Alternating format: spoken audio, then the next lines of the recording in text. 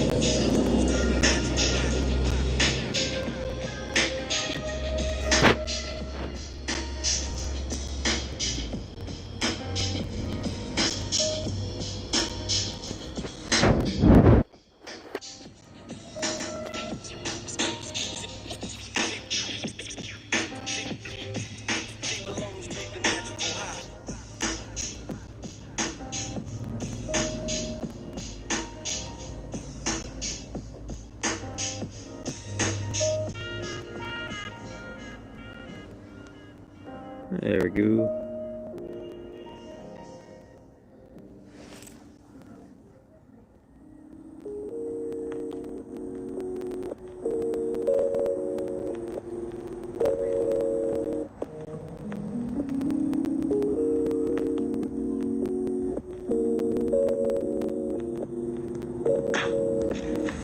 Fuck you all these boys.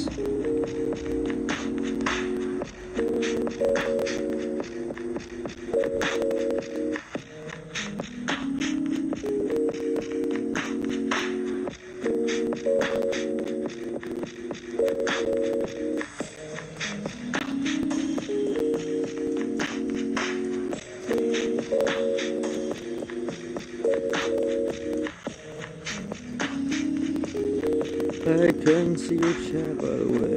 If you do see this, hear this, whatever.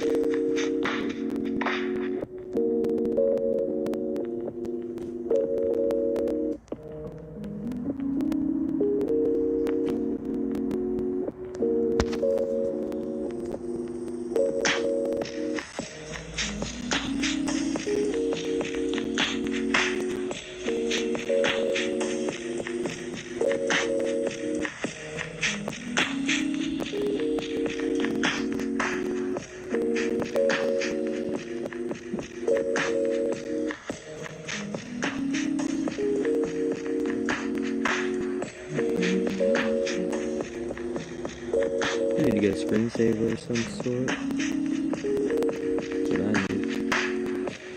I also need to get all my Discords all grouped up. That'll never happen. I don't know. What's this?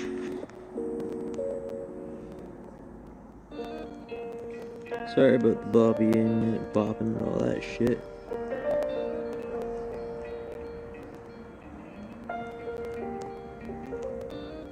No!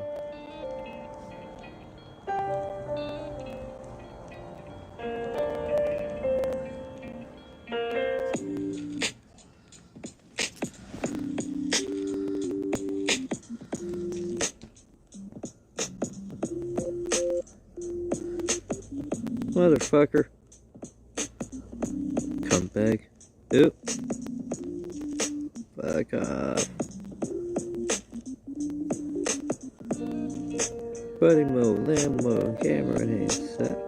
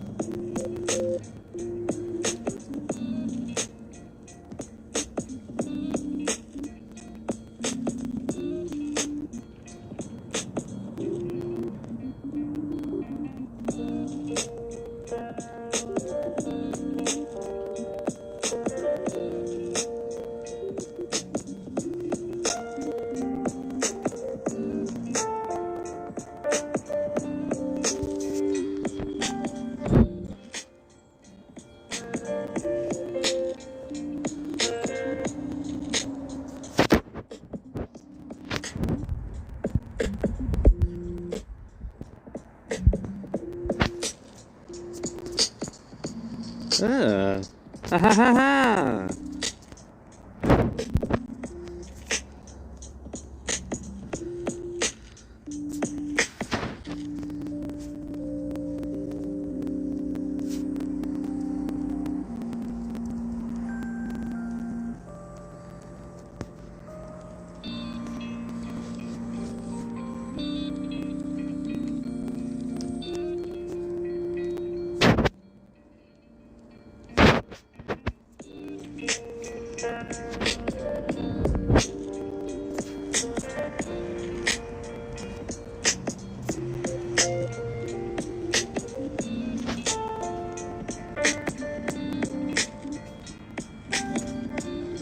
Let's kill that other one.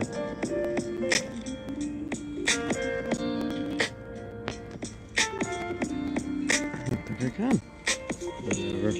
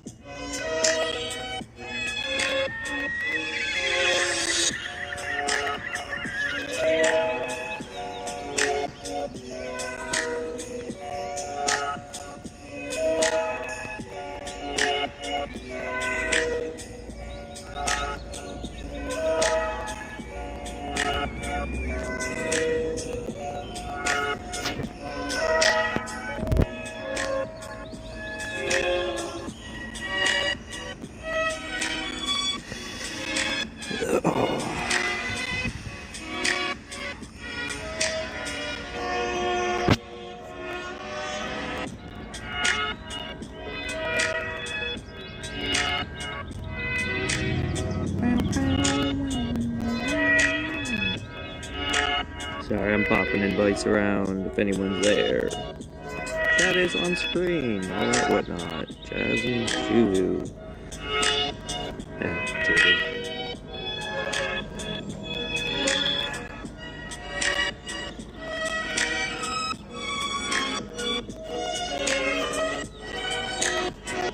We have 5 minutes of just crap. Yeah, well, live and learn, live and learn.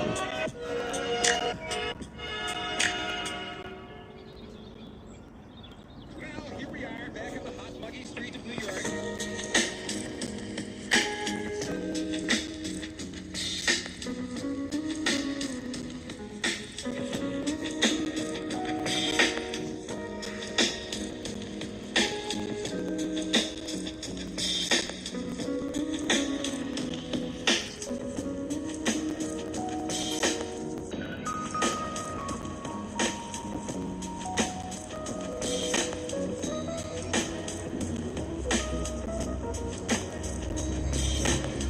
There we go. Howdy, howdy. Hey, how goes it? Oh! So, garden tour. It's quite the garden. Sorry about the delay. If you backtrack 5 minutes, you'll see nothing. So, where to start? Where to start? This is my garden. This is what I enjoy. Welcome my friends from around the world, all that whatnot. What would you like to see first? Yeah. So, one of the things I've noticed, most people have a weird thing about, plant your plants alone. Couldn't disagree more. Here, actually, here's a kind of a cool plant. Oh, I don't need that anymore. I'm gonna move into this here. It's called Robert's herb. It's actually used for, what is it? Mosquito repellent. As weird as it is. It's also called Death Come Quickly. Oh, my nice little sensitive area. One of the biggest things you want to do: keep your ferns with your longer living plants. The roots die off, they regrow, feeds the soil. Got my little plant, little baby here. Look at that. He's weathered some stuff. Tough little plant.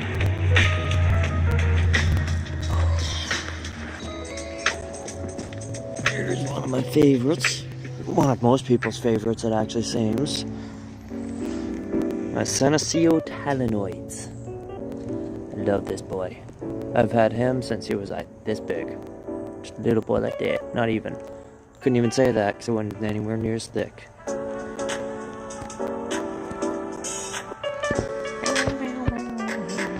Elbow cough. Yeah, no, any questions? Anything you want to see? Anything that people are, been curious about? Lots of plants. Lots of things to show. I could probably go at it for hours. There's my prize, my baby. I'm not giving this up for anything. Weighs a ton, but it's worth it. That's a year old. That's only 1 year old. Oh, actually, there's one most people like. A little Calathea planter. Calathea? Whatever. My little fusion white. I actually got a couple of them propagating inside. And you got the Regal Shield. So, people see me posting about this thing and being like, oh, it's a big plant. No. I can't do it justice. That's not even close to full grown. That's a baby. That's a baby. Like, each one's just gonna be successively bigger. Gotta love that poison ivy coloring. Then you got the carnivores. Gotta keep them moist. No reason you can't plant your babies together. Ooh, here to learn. Okay. Well, here's a few things you can learn. 1, never throw it. There.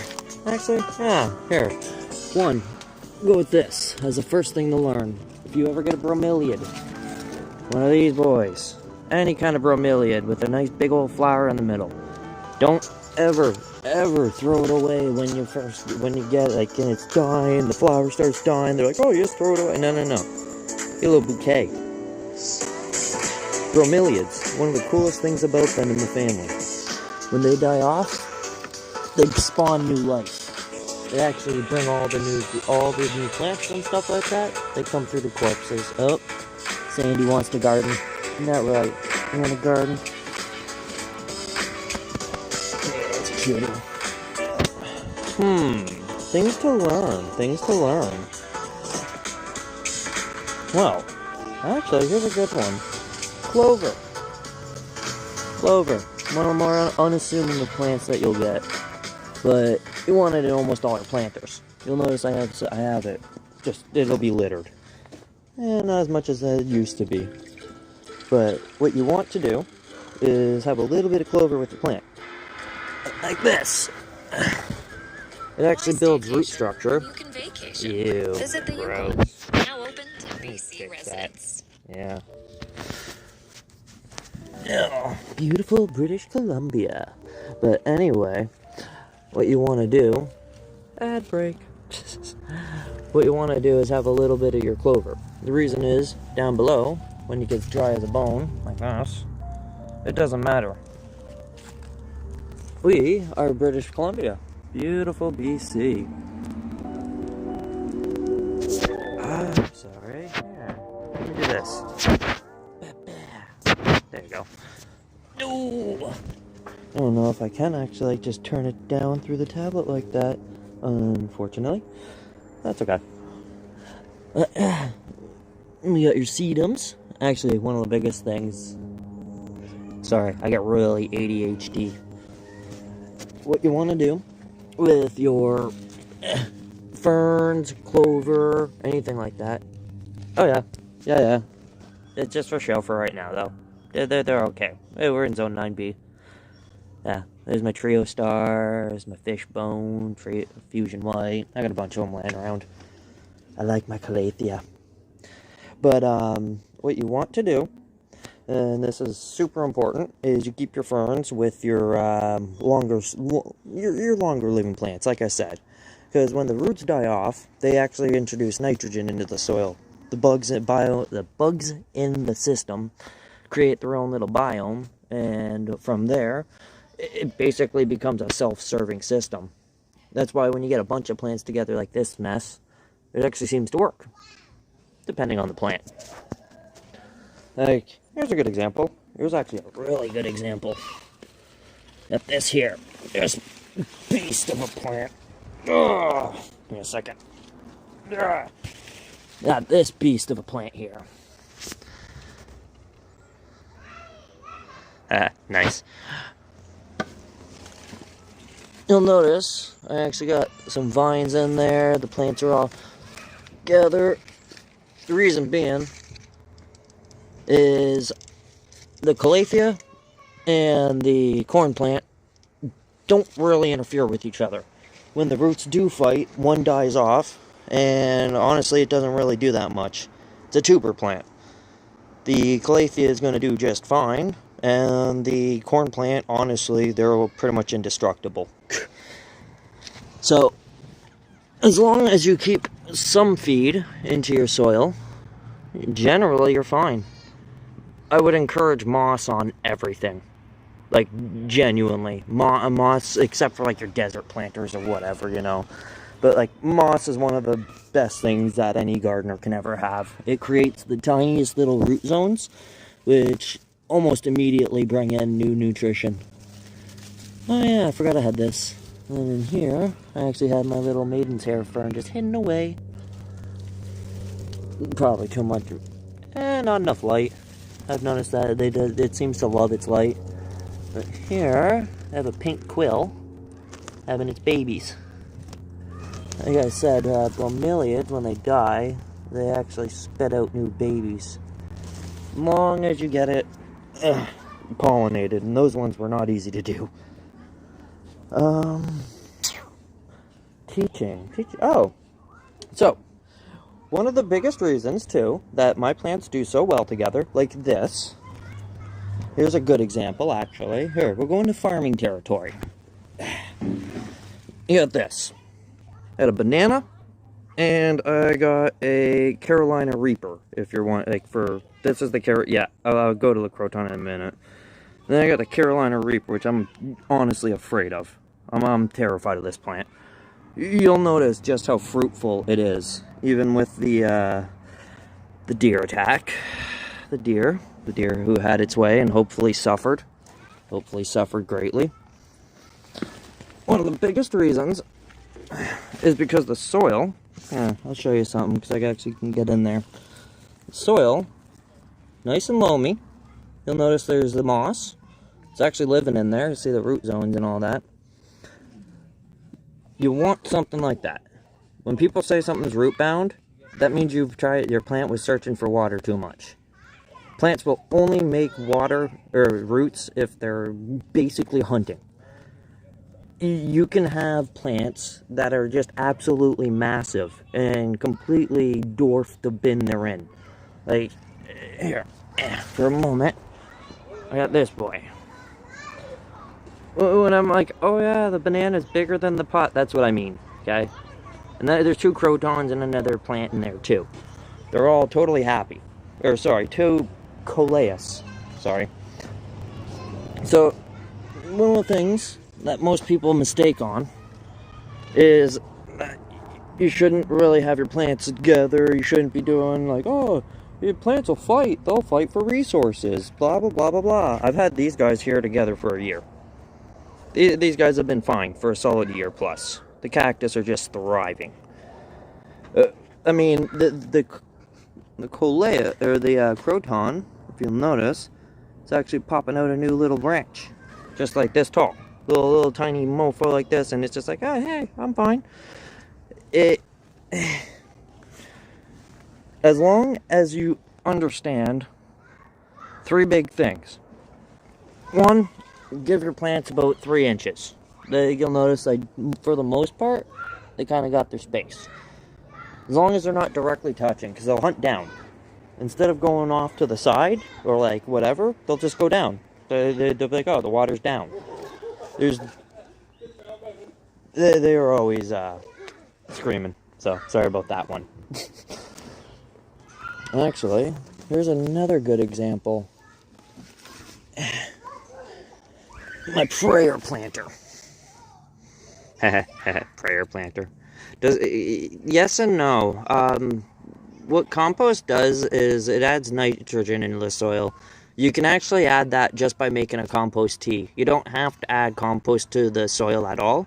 You're actually better off steeping it for about a day and a couple hours. Hello, friend. Does the croton need more water than the cat? No. The croton's very drought resistant, actually. One of the things I've noticed about it more than anything, it just kind of stops growing and like gets a little more red, and yeah, like you'll notice the beautiful colors on this boy. They just come right out and they pop. Like, it's really hard to do it justice. Looks like there's blood flowing through it. But, one of the things that you'll notice is I really have very little issue with just shoving them right together. They do fine. But, now, here's one of the bigger here's one of the more, yeah, I just showed off the yellow. Here's one of the bigger, pieces of work. Here, let me out. Get it over, Dawn. Just move it on over.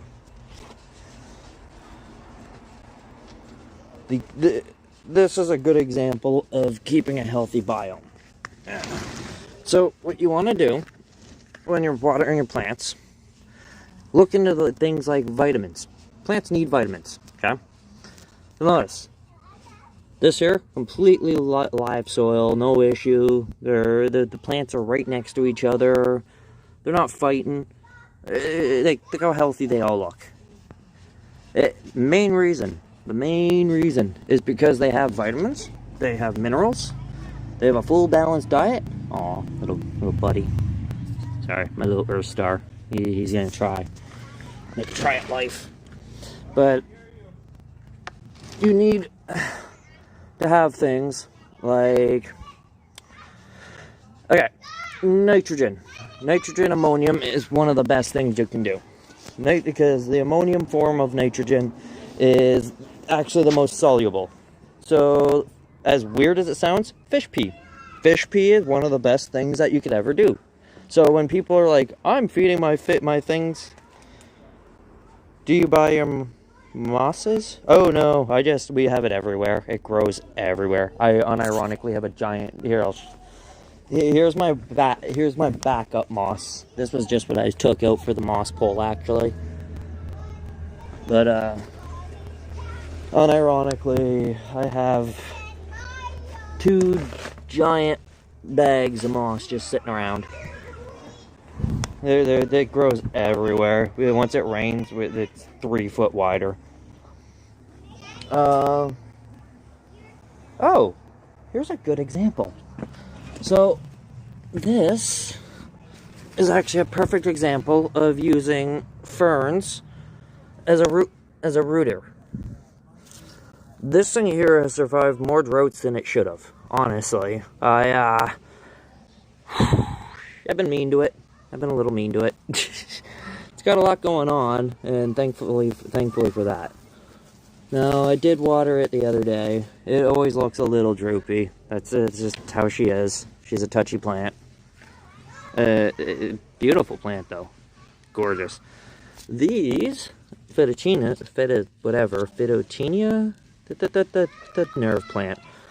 These are one of the easiest plants you could ever care for. Just shove them under another plant. Not even a joke. Shove it under another plant and ignore it. Take care of the other plant. On that note, you never want to actually feed your plant. You don't water your plant. People anyone who's watching this. I'm sure anyone watching this probably knows enough about plants to know you don't water the plant, you water the soil. You feed the soil. And this is one of the biggest things that is even like experienced gardeners don't get. Like the thing there earlier of does compost help? It does, but not because it feeds the plant in the way you think. What it does actually is you're trying to get nutrients in for the bugs, for the decomposers. If you can actually have something in there decomposing, like when you see those little spring boys, the little white guys that jump around, those are actually one of the biggest beneficiaries you could have in your soil. Most people hate on them. Actually, you know what? I'm going to leave that in there. There's another thing. Most people try and keep a quote-unquote clean, sorry about that, a clean garden. That's actually the worst thing you can do. After a big drought, what steps do I take next? Just give it water, give it light. Give it light, and don't just, hey Bertha. You don't, as long as you give it time, and don't get it cold, keep it somewhat warm, it should be fine. Calathea are actually pretty tough. A good example, where did I shove him? I got a medallion around here somewhere. Oh, here's a good example. My punished medallion. I feel so bad for this plant. Now, you can all rip on me and tell me I'm a terrible plant parent for this one. I forgot to water them. Yesterday it was straight, like everything was drooped down, like you can see the die off there. I ain't too worried. I mean, it's gonna drop off into the soil and feed the soil anyway. But one of the biggest things that most people I've noticed, like most people do when it comes to plants, they look at it and they go, oh no, I damaged my plant now, I did this now, it'll heal, it'll heal. You give them time, you just want to give them time, and they do their thing. You get new little baby leaves, and eventually your plant's going to be even more epic than before. Like, oh, a good tip for succulents. Succulents don't care. Succulents are extremists.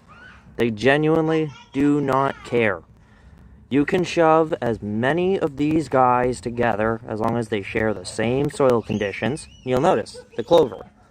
Clover feeds the succulents. You want things to feed each other. You want your soil to feed itself. You don't want to have to always add to your soil. If you're always adding to your soil, there's something wrong. That means you're missing something. Now, here, give me just a moment. I'm gonna pop her inside. Be a little quieter for one thing. To the succulents. Actually, here, give me a moment. I'm gonna do this. Oh, fucking kids. So help me God, that's one thing I will not miss. So, the succulents. Caring for succulents. Easy. And I mean this genuinely. One of the only reasons you'll ever lose a succulent is anaerobic bacteria. If you let your soil dry out too much and you don't water it properly, what'll happen is you'll get a little dead zone. And the dead zone, I can actually, like this, you'll notice like I got rocks and all that and a little layer. There's a reason. At the very bottom, the water will pool up and it'll actually suck up through the top as the heat comes through. Prevents it from actually rotting out. Like this. Here's a good example. If I remember right, this doesn't have holes at the bottom. It just kind of like pulls it up. And it doesn't matter. Like, again, the clover. A good example of keeping things alive. What happens is when there's a drought and everything like that, there's actually more of a root structure for the other plants that are more aggressive to feed on. Well, the clover might have a long, rooty, like, no. It doesn't stand a chance against most plants. It just doesn't.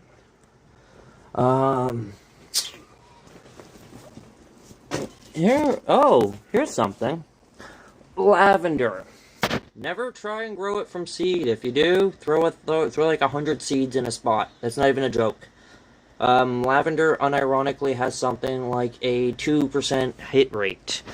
And what you want to do is, when it's not in flower like this, because when a plant's in flower, all it wants to do is flower. Never ever try and get a clipping off a plant that's like flowering out like this. It just won't do it. It'll tell you to bugger off, and that'll be it. You need to actually take about yay much, honestly. You don't need that much. And just do something like, where did I have that? My babies. Here is actually a perfect propagation chamber. As cheap and as easy as it looks, this is how you propagate a plant the easiest method. You get a little bit of root, you get a little bit of the plant itself. It's really just that easy. That is how easy it is. The biggest thing that you'll ever do screwing up your cloning, any sort of cloning, is one, I personally would just say use rock wool to start, and the reason it's a little bit more expensive, but it works. It's something like 98% air. It's just fluffed up rock, literally. It's really cool to watch make. And you'll notice, holds right onto them. They aren't rotting out, they don't look bad, they look pretty happy. They've been in there for a little while now, like 3 days. What most people do, and this is, I swear, and I can promise you, almost everyone here would be like, yeah, I've done that. Humidity. You need humidity. You need a pool of water at the bottom, and you need to get something on top. You gotta hold that in, and you want to build a steady the steady thing of humidity. And the biggest reason is your plant's got no roots. How's your plant going to transpire any water up through the non-roots? It's got to build those. You want something like phosphates, folic acid, phosphates, vitamin B is a very good thing that'll actually spur on rooting. Red light. Red light is one of the biggest things you'll ever have that will benefit you. What you want to do is use the sunset. Only keep your plants, if you have a plant that's actually, that you're trying to clone it. You stick it in the sunlight only when it's in sunset. When you see that like nice red hue going on, that's when you pop them out there. At that point, there's something in the plant that triggers with the red light. It seems that it actually, instead of photosynthesizing, red light is more for rooting and for development of the plant structure itself. And here's something nice for most people. It's called an impatiens parrot's beak. I don't know if I have any flowers going. Oh, I do. There they are. You can actually, first off, you can chop these boys right up. They're cat friendly. Oh, so there's some bonuses, and I suppose. Here's something super useful. I will teach you a dirtiest trick ever for cloning most pothos and anything like. Honestly, I bet it would work on monsteras and stuff too if you get a big enough bag. Look at this. Just shove your plant in a bag. Stick it in some soil. Like I got my tree here, my forbidden bonsai. Oh, he's doing his thing. It's just wonderful. Yep, that's right. But notice, here's something. Actually, this is very good for the soil biome thing. And notice here, it's all green. And then there's like kind of this other splotches of color and everything. That's not a bad sign. That's not a bad sign. That's living soil. That's what life looks like. If your soil's always sterile brown, there's probably something wrong, honestly. You need a balance. You have to have a balance of fungal life to the life to the bacterial life. It's super important, because they actually feed on each other. And one of the things that Australia was running a massive funding project on was that with added fungal bacteria cultures into the soils, they found the needed amount of nutrition and anything that you throw in was minimized. Like they've had droughts for what 100 years now, and they put out as much food as other countries. I have zero fungus gnats actually. They just died. They just died. I don't know what happened, but they just don't. They're not around anymore. Yeah. Here's another good thing to learn. If you aren't going to be able to do a humididome, what you need is a big enough plant with enough life force. You need something that can do the job for itself until it's able to build up the structure it needs. No, I'm in Canada. These are just things that Australians have taught us.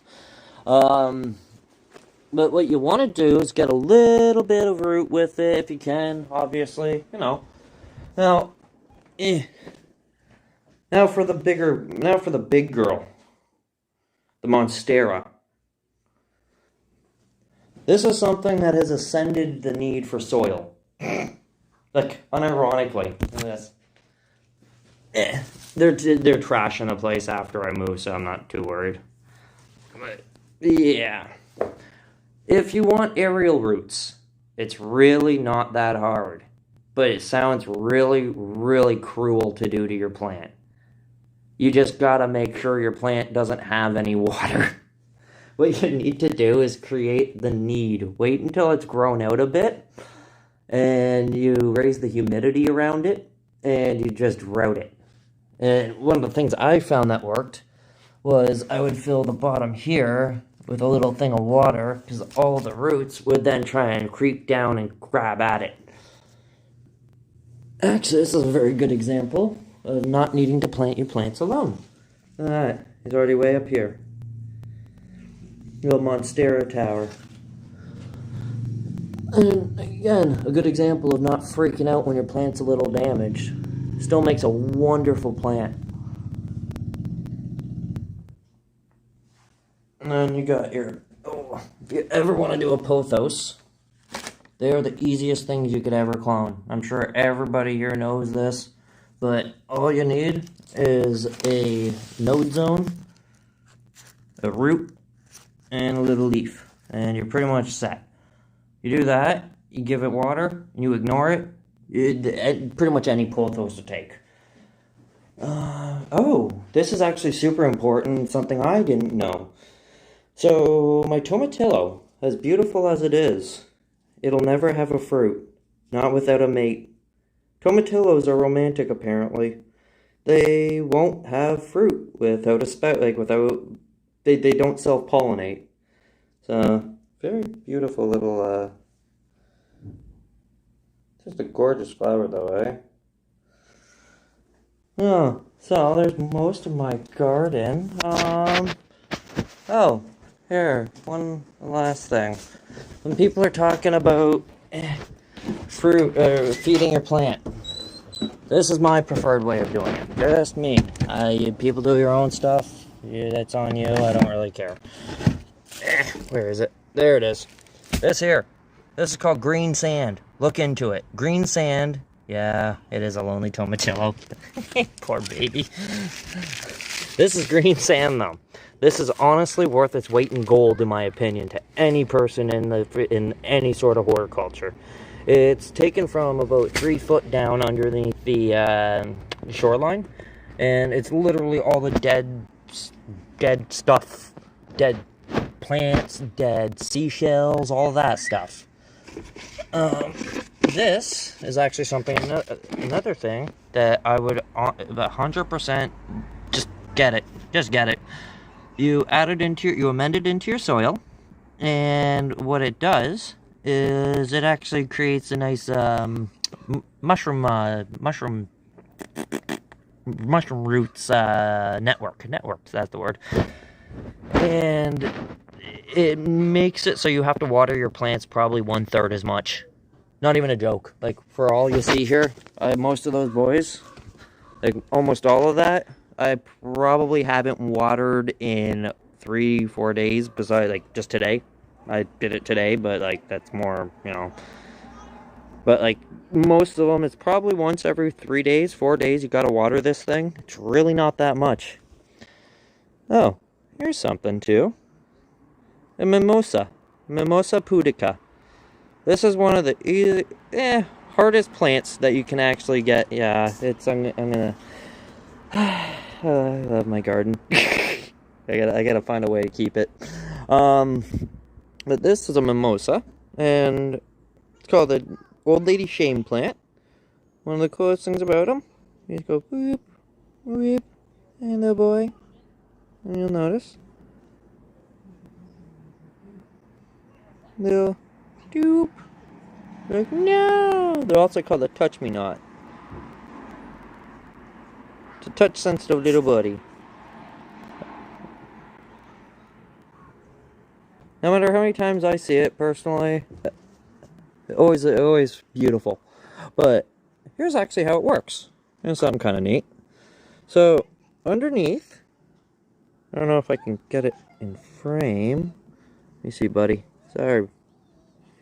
Underneath, there's little hairs. There we go. There it goes. So you can see those little hairs there. Those are actually trigger hairs. Like, unironically, just like a Venus flytrap. They work exactly the same way. Pushes too much, pushes too long, anything like that, and boom. Like Bob's your uncle, it just closes up. It's actually like, yeah. Any questions? Like, any questions on gardening? Any tips? Anything that you want to know? Because now is the time.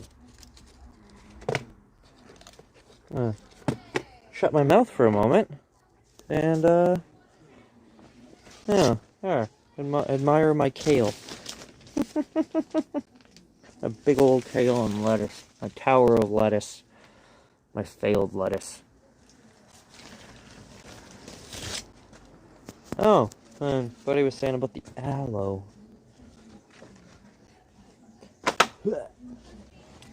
Yeah, there's my aloe again. Actually, there's something neat too in the aloe.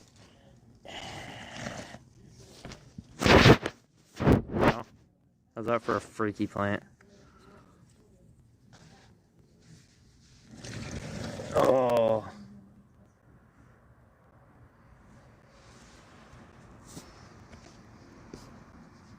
Huh. Yeah, it's probably dry as hell out there. I would assume it would be difficult. Oh, actually, I can't believe I didn't share this. Here is a butterwort. Honestly, probably get it under a some kind of humidity. The one thing I could see out there is either actually your soil might be an issue too. You got like really clay-like soil and like sandy. You honestly throw compost, not like compost, but like, yeah, compost. All of your scraps and stuff like that. Just chuck them out in the yard, like wherever you want to do your plants, and give them time. What you want to do is you need to create a system for the plants to actually have access to stuff before you go in. It's not even more fertile soil. You can actually turn the soil into fertile soil. Like they've done studies where you can turn a sandy soil or a clay soil into appear to be a loamy soil. The reason that this happens is the compost actually, what is it? When you add compost to the soil, the dirt at that point, what it does is it breaks down underneath it. There's always something that'll come and eat it and poop it out. Always something that'll poop it out. Thank you. There's my butterwort. Figure, give it a little nice, yeah. And then you got my little other boys here. But what you need to do is just cover it with some grass or whatever you can. It doesn't really matter. Let it compost over for a little bit. And hell, even dig it down a bit. After a little while of doing that, what you're going to do is create a system underneath. Because there's this material that's building up in there.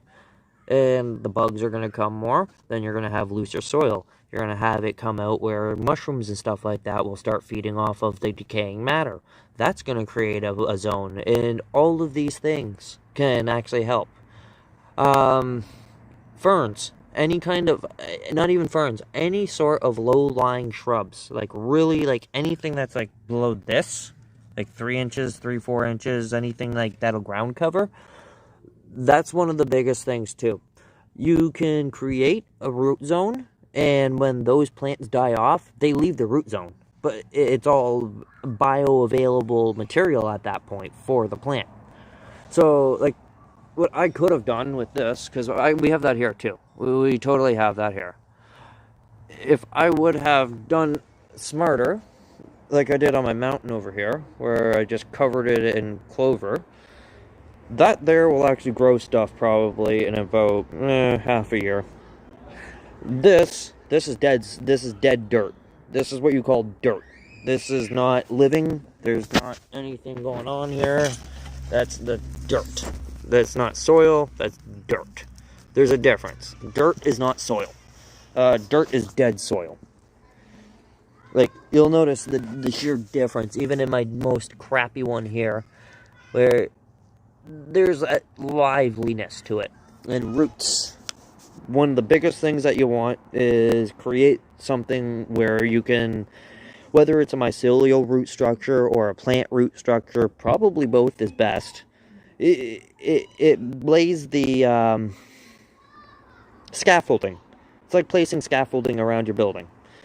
And, well, yeah, and then you build your building through with that. You need a plan before you're just like in some places. There's some places that'll just grow anything, obviously, but if you're stuck with soil that's not super, you need to plan ahead. And 10 minutes. 10 minutes. That's it. 10 minutes. Once every 3 days, 4 days, 10 minutes. They don't all need all that much water. Like, a good example is this boy here. I kind of never need to water him. It's almost entirely always... Actually, I gotta give him a little water today. It's never dry. It can't be. The carnivores would not do so well. Oh. Here. Here's a good example of a plant that's not in good soil. This thing here, it's just chives, nothing special. It is really nighttime water. Oh no, it's early morning is actually best. You want to do it before everything's gonna get too cold for too long.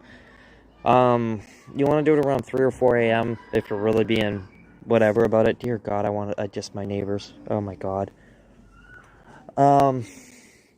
But I lost my thought there for my the watering. One of the biggest things about watering is you have to understand when you're watering, it's to have the plant transpire it. And the roots, when people go, oh, plants won't transpire at night or in the day, they only suck up stuff and run nutrients that's not true. They're always doing that. It's like breathing. It's like us breathing. There are plants like us sleeping where you just grow more, but it's not as big of a difference as you would think. Like, I water most of mine in the middle of the afternoon, to be completely honest. Like, literally all of them. They get watered in the middle of the afternoon at like 3 in the afternoon. Actually, here, little show off a little bit for a moment. How's that? It's called a lemon twist. Not even a joke. That's actually its name. It's a lemon twist Dressiana. And then with him underneath here, I got my little lower lyre. I've noticed that the calathea seem to do very well when they're with other plants. And one of the biggest reasons is, I think, at least, is they wrap around the root structures of the other plants. So I don't know if you've ever actually, like, seen a root structure of the calathea. They don't really, no. They're not exactly the most, thick. Oh, my poor baby. You okay? Yeah, you're okay. She's trying to, my aloe is trying to escape. Sorry about that. But when it comes to watering your stuff, and it comes to feeding your plants, and all of the, one of the biggest things that you can remember is, first off, different plants show symptoms in different ways. Like this here, that's been yellow forever. The reason it actually happened was because it didn't have enough water. And while the leaf is maturing, if it doesn't get enough light or water, it just doesn't make the cells. So they just kind of stay like that. And it'll stay like that forever. Now, when you're looking at your plants and you're like, oh, when do I fertilize? When do I add food? When do I add this and that? If you're going to, like, do it properly, depending on the food, you can do it every time. Depending on the plant, you probably may not want to. You want to start doing it every time your plants show slows in growth, when they start stalling out, when you're like, hey, cool, this thing's been growing for this fast, for this long, and all of a sudden it just stops. There's no reason a plant should stop growing. They only get faster if they're healthy, if they have good soil. You'll notice most fertilizers of any sort, feeds, fertilizers, and such, they're made of dead fish, dead plankton, or dead seaweed, like all of that stuff. It's always something that's dead and decaying. As gross as it is, one of the best things you can do is literally just put your dead leaves, dead bananas, your banana peels, your, what are they called there? Potato peels, anything like that, trimmings, throw it in your garden. Watch how fast your garden turns into actually like a prosperous little thing. I really hate my neighbors.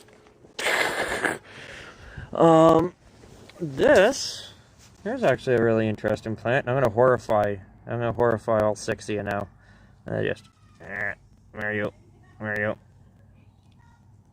A Euphorbia polygona. How neat is that? Doesn't even care. What it does do, though, is spit poison. If I poked it when it was like nice and watered, which it looks like it's getting there, it'll actually... Let me find my, yeah.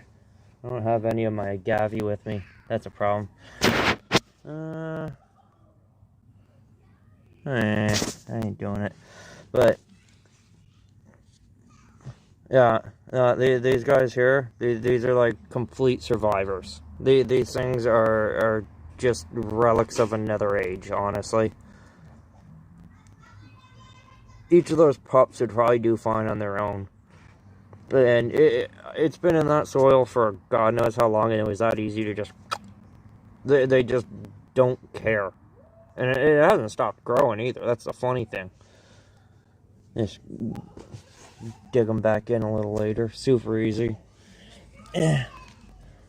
Oh, I remember, I don't know if anyone's here who's ever asked this, but someone asked if begonias go dormant. They can. This here is a rhizome-based begonia. It's called the palette begonia, if I remember right. Or like a Rex begonia, something like that. This guy here actually was nothing but that little stubby thing there. And, you know, let's just kick him back. He's doing a thing. He's fine. If your plants die off somewhat, depending on the plant, I wouldn't freak out entirely. You want to analyze the problem. Like, don't look at the plant dying and think, oh no, like, this is the end. What have I done wrong? Like this. Here's a good example. It's just thirsty. Literally, it's just thirsty. Add a little water, give it an hour, it'll pop itself right back up. It's not something to worry about. The biggest thing I've noticed people do is they try and overcompensate when they screw up. They'll chop off a branch. Here's a good example. I've noticed, okay, I've noticed a lot of times people will give the advice to just hack the branch off when... Yep. They're very tough. When you just try and hack a branch off of a plant and it's still putting out energy... Okay, there's one thing if there's like a kink in it and it's dying and, that's obviously sometimes you gotta do things. But, like, even with the banana here, here's a good example. My banana. This here has been dying off for weeks. This has been weeks. The only reason it keeps is because all of this, that's still moisture that's going back into the plant. That's still energy that the plant can reabsorb. You don't necessarily want to just chop everything off. Everything's not a tomato. You know what I mean? Like, here's a good example. Oh, as much as I like to keep my baby pretty, that right there is going to keep this guy here, this guy here, this here. It keeps them all happier. You don't throw the baby out with the bathwater. I think that would be the best way to say it. There's never any reason to just go full rogue on your plants. Here's another good example. I kind of droughted my plant, so whatever, it's a pothos. I know some people love them, but whatever. Right. It's literally just because it droughted. And you'll notice, the ends, they're all grown, they're all still going. It's not the biggest deal. Because one of the bigger things, too, is it'll start shooting more pups out because it'll panic. If your plant, a lot of plants, if they have earlier on, they're suffering, here's a good example. My God. So, this is a good example. This guy here, he got a little break. All of a sudden, there's two of them. Plants are like chimera, or like hydras. A lot of the times, if they get damaged, ooh, that's no good. Hey, here's a little learning thing. If you ever see that right there, that's a mealybug. That little fuzzy bastard, that's a bug. That's a parasite that... Let me see here if I can... There we go. Notice... It like moves right off. It's all excuse my language. Yeah, that's a cluster of little insects. Ugh. So, like, if you ever see those, kill them. Kill them on sight. Spray them off. Do whatever you have to do. Kill them. They are evil. They are they are succulents' worst enemies. That's why my where is he? This boy. You see this? You see this mangled corpse of a plant that's like slowly coming back to life? That's the result of a hard mealybug attack. Mealybug and slugs. You do not let them near your plant. Oh, good thing for slugs actually, if no one does know this one. Just open a beer can, drink your beer, and leave a little bit of beer at the bottom. Dig that near soil. The slugs will fall right in. Easy fix. And if I remember right, it's too big or something like that for most snails. So they kind of like go around it and they just fall out. Any other questions? Anything else? Anything I help with? Oh. Here. Here's a good example of not freaking out when your plant dries. Yes, it would be. And like I said, what you want to do, and as gross as it is, you can actually just add it to water. You add it to your water, stir it in and all that, and let it like sit for, 24 hours. And just pour that. You'll be shocked at how good that is for the soil. But this here is a perfect example of not freaking out when something bad happens. As you can see, my poor plant. This thing went to hell and back. It was a glorious, probably worth $300 begonia, and it fell on its face. And instead, everything else prospers. And it is coming right back. Give them time. When your plants hurt, give them time. Don't like fret. Don't just understand that that's kind of life happening. Sometimes life happens to your plants, and it's not easy. Like, this is a good example. My kale. The deer have turned this thing into their personal buffet about 5 times now. I've gotten no kale off of my kale. But, and so have these little bastards. See? Alright. We all have problems. Where is he? Yeah. Alright. Yeah. These are evil. That comes from a gypsy moth. They are one of the worst things that you'll ever have in your garden. And yeah, there he goes. Ugh. Die. I know, killing things terrible. Other important things.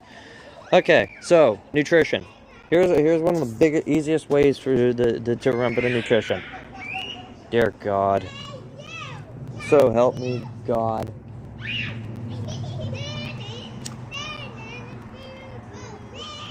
Thank God for cigarettes. Anyway, nutrition. Okay, so the way it works is super simple. You have nitrogen. Nitrogen builds plant, like leaf matter. You have phosphorus, which builds up root matter. Rooting plant build, the silica is super important because what silica does... good night. Have a good night. What silica does there is it actually sends, the plant sends the silica as a weapon. And a plant cannot overdose on silica. Silica is literally glass, as weird as it is. Plants use glass as a weapon. They actually will employ it when they get viruses, when they get things like, oh, here's a good example. Here's actually a very good example. I gotta get this guy some silica. Like, that there is called powdery mildew. What it is a fungal growth. And what you want to do with, basically to fix it, is silica, as weird as it is.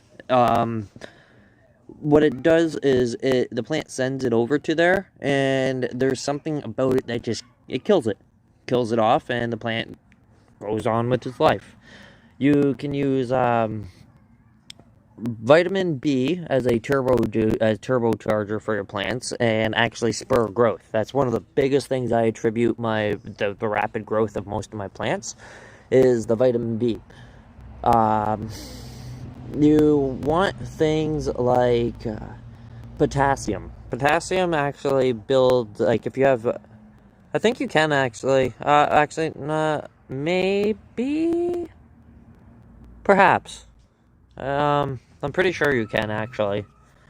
Diatomaceous earth is another thing that'll actually really help your soils. And it's just really, really powderized, oh god, what is it? It's like atomized clay or something like that. I can't exactly remember offhand.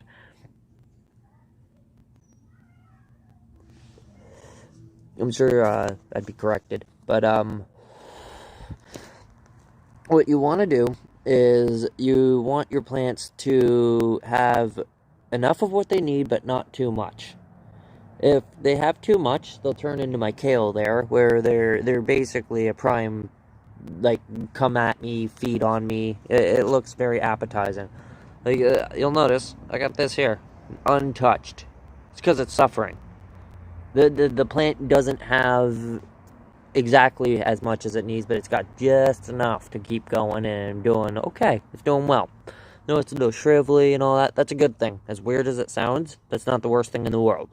It means it's not going to be predated on. Who wants to eat, like, You don't want to go after something that's not juicy and delicious. Look into spoon feeding. It's a technique called spoon feeding your plants. And essentially what it is like I said, it's about giving your plant just enough, but not too much. If you want your plants to be really healthy and to really thrive, you want them seeking nutrition. You want them looking for more. But you want them having enough to be able to do that. That's one of the bigger reasons that a lot of my little boys here propagate so well, is because all the phosphorus, I literally put soft rock phosphate into my soils. It creates the ability for the plant to look for more food, and because it thinks that it needs all this stuff. And it's like, oh, I'm growing, I'm doing all this, I'm getting bigger, faster. That's where the vitamin B comes in, is it gets it really going quicker. So it needs more. So it's like, okay, I have this now, I gotta go for more. And when you do this, you create a cycle. And as long as you keep it going and everything, and you just kind of keep on a schedule, it's really not that hard to get your plants really booming. Like I said, this boy here, this big chonker, he was unironically this big when I got him. Just that little end bit. And it's grown at such a ridiculous rate. And the reason is because you give it that well-rounded meal. Oh, here's something also. Last thing. So, when it comes to lighting, you want to have, like, they go, oh, alocasias won't do full light, they won't go outside, they won't do this and that. First off, depends on the alocasia. That's a big thing. Colocasias do fine outside. They love the light. They thrive on it. Bright, direct light, whatever you can throw at them. But things like this, like my big boy here, yeah, it's true. They don't do the direct light so well, but that's because it's UV light. You don't want to you can give these things a lot of light. Like, these guys get a lot of light. They get the full thing of the light inside, but it's redshifted. So they're constantly thinking it's the middle of it's like dawn or dusk. If you get these low light plants and stuff and you want to grow it indoors, you can get cheap lights and stuff and it will work. Just make sure that you read that little UV light thingy there, like the little, the table, where it's like, this is what your light output index is. You want it to be all the way to the left, if I remember. Yeah, red, then blue, then, yeah. The reason being is, for a lot of plants, specifically the shade ones, the variegated little tree. Oh, my Brugmansia. That's a Brugmansia. That's an angel's trumpet. You're gonna have beautiful flowers. This is the one that I show off there with those giant ass yellow flowers. She just doesn't have them yet. She got repotted recently, so she's been kind of recovering. I gave her a better home with many friends, many friends. Oh, and I figured this out. They dyed them. They dye the plants. It's horrific. I couldn't even imagine. Yeah, like you'll notice, you don't need to worry about your plants being alone. You don't need to worry about your plants needing all of this root space, all of this. You know, like, how many people do you see with tiny little shallow things and the plants do just fine? This isn't obviously an exception. This thing's just a monster. Like, this is just a monster of a planter. But, the reason being is, for the first layer, it's like that, and then it's just wood chips. Just wood chips. Got a bunch of wood chips under there. Keeps everything happy and off the soil. Like, you don't have to worry too much. Here's something actually kind of nice. That is vanilla. If you've never seen vanilla, now you have. Good, neat fact about vanilla is the leaves actually tell you when you can transplant the plant or cut it. Like, right now, you'll notice it's all bendy and flexible. If it wasn't able to do that, you wouldn't be able to actually. Yeah, this is my baby planter. This is my special one. That is actually vanilla growing. That's what that is. A little sprig of vanilla. My little baby.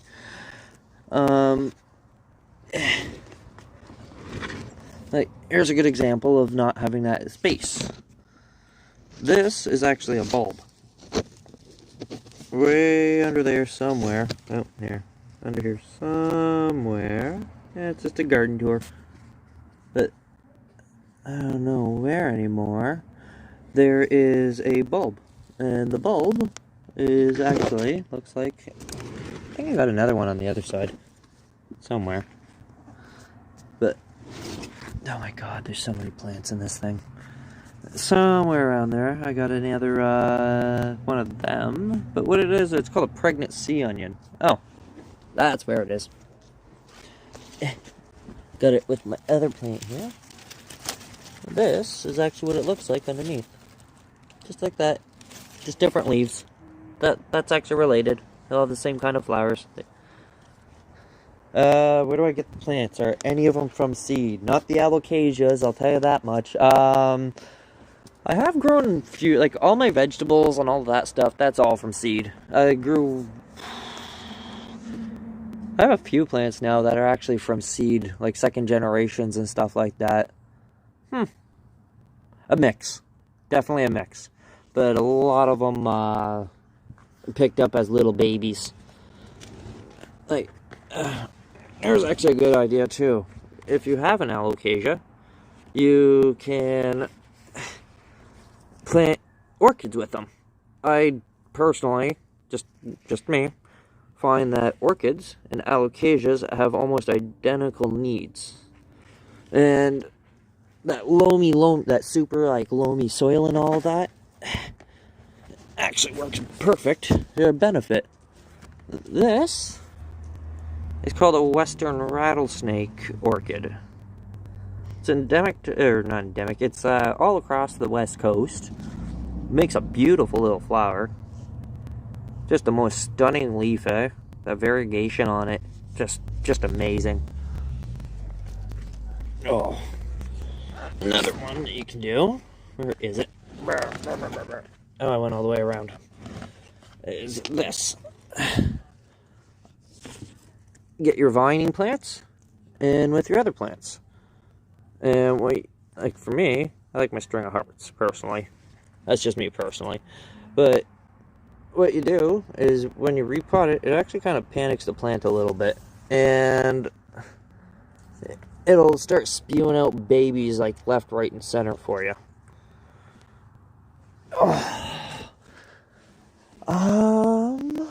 Aside from that, that's about it.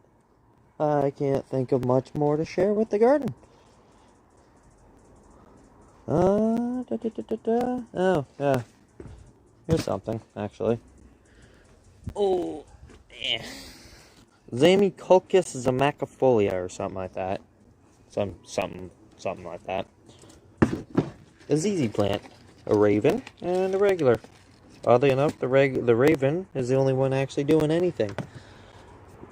Cool thing about the raven is they come out with little babies, and you can always tell it's a raven because it's got this little black tip on them. And as it grows in, they actually fill out, get more black, and eventually they're gonna look like this. So, like, if you ever get one of anything like this, and you're like, oh, why is the thing, like, green? Why is it, like, yeah, that's normal. Any plant that's got black on it, it'll always start green. The black part is always green. Yeah, I hope you enjoyed the tour. Drop me a head on Discord and stuff. Everyone knows who I am, I'm sure. I hope that you all have a great day, and stay cool.